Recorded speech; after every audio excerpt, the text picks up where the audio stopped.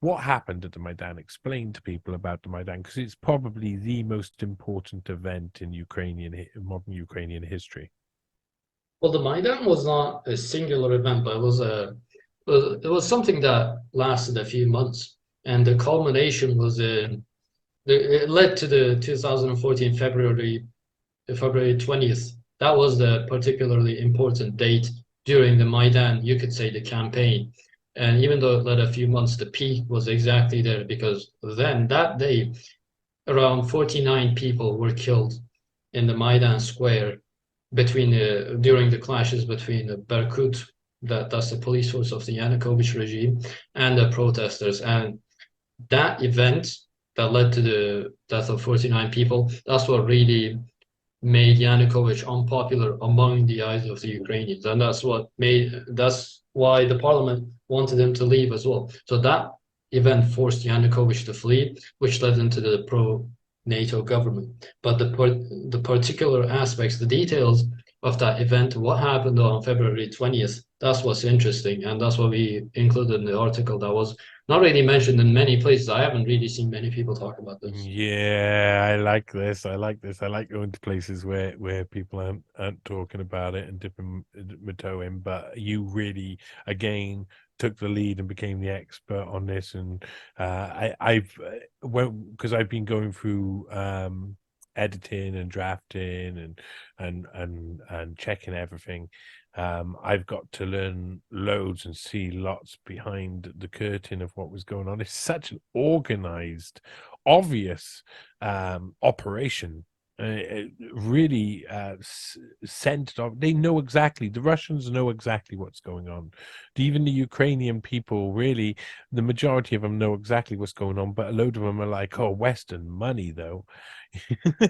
They're just happy to sell to the highest bidder, but the danger they're putting themselves on, well, they're putting themselves in is pretty severe.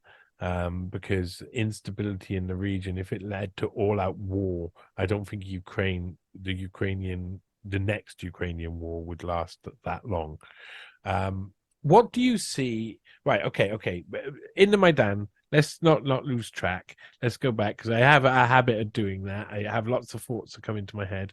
Do apologize to anyone listening. I do try and keep track. The Maidan, where did it go wrong? Well, it went wrong in many places. Yes. Yeah. So the main place that went wrong was in February 20th. That was when the massive clashes happened. And that's when the protesters that also had arms, AK-47s, that were present in the Maidan Square. And the Berkut police were clashing with the protesters that really had the AK-47s. So people don't really realize this because it was such a chaotic event. Even the videos, it's very hard to tell. But there was a investigative journalist, which I don't want to not mention, Ivan Kachanovsky. He did the lead work on this, and that's what my knowledge is based on. And it was very good. It was a very good investigation. And even though many people kind of know that there were weird things going about, he's the one that did the detailed work. But if we were to summarize this, what happened was the protesters that were present during the Maidan, led by Volodymyr Parasiuk, he was the one that organized people to go up to tall buildings like the Hotel Ukraine. That's the famous one. And this was done secretly. It's not really out in the open. And he was able to shoot at protesters and blame it on the Berkut police. It was a false flag operation that was probably, even though this part is not entirely clear, it was probably promoted by the pro-EU parties in Ukraine and the anti-Yanukovych parties. And they would go up to these tall buildings and they had green helmets that was also reported by a BBC journalist. And they would shoot at the protesters, and people saw that they were being shot at. There were 100 eyewitnesses that saw that the shots that killed the protesters came from a very tall building. And in the footage, you can see as well. And they were wearing the same green helmets that the protesters were also wearing during the Maidan protest. and they killed 49 people. And the ballistic reports also show that the bullets that hit these people, for example, some of the people, the bullet wounds were from here to here. So in order to have a bullet wound like this, or even lower, you can't have this in a horizontal line. That's why people think the ballistic shows that the reports show that this was done by the protesters, because in order to have an angle like this, an entry here and an exit here, you would have to shoot from a very high place. And there's also reports between, you can also that see bullet marks in the in the poles near the Hotel Ukraina, which shows that the Berkut police was also clashing with the protesters, the protesters with the AK-47s. So this was you can read the details in the report, but this was a false flag operation in order to discredit Yanukovych. And afterwards, even though some people came out, like anonymous people came out to the BBC admitting, yeah, I was shooting at the police and I was shooting at their feet, even though they don't say I was shooting at the protesters, because the people that were shooting from the tall buildings are the same people that were shooting at the Berkut police. So you have to logically, it would mean that, yeah, the protesters shooting at the Berkut police also did a false flag operation. Yeah, and they made Yanukovych flee. And even though all the evidence is out in the open, not many people talk about this. And the Berkut police were, two Berkut policemen were charged with the murder, even though they never admitted, they never accepted the fact that they did the murder. Mm-hmm. Yeah. They always need their patsies, don't they?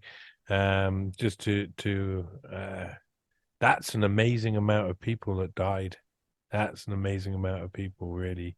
And I remember watching the images, and it was really unclear what was going on, because bullet sounds and people falling down, and that's all you see, and you're not sure what's going on. It's all chaotic, and you can tell there's a lot around it. But that really did seem. Why did it get to that stage, do you think? Do you think it's just like, within an operation like this, you've got all of this many layers of disassociation through NGOs and conduits after conduit after conduit up to the development organizations, that they feel pretty confident in enacting the atmosphere for this type of thing and the environment for this type of thing to break out, yet they like to distance themselves, but some of the working parts down below take it on. Do you think they take it on their own initiative, or is it do you think it was a much more organized attempt to spark a violent revolution from what was essentially a slowly faltering forced revolution, non-violent revolution? I would say, even though I can't say this conclusively because I haven't seen the evidence, but the United States definitely was a part of this, because we see that just before Victoria Nuland was out there sending out and giving out sandwiches to the protesters there. And it's to me, it's highly I unlikely that can't they didn't know what imagine. was going I on. don't believe Victoria Newland's sandwiches taste nice at all. Well, yeah, surely. I think it's rotten cucumber in there or something. I don't know what rotten cucumber looks like. Anyway.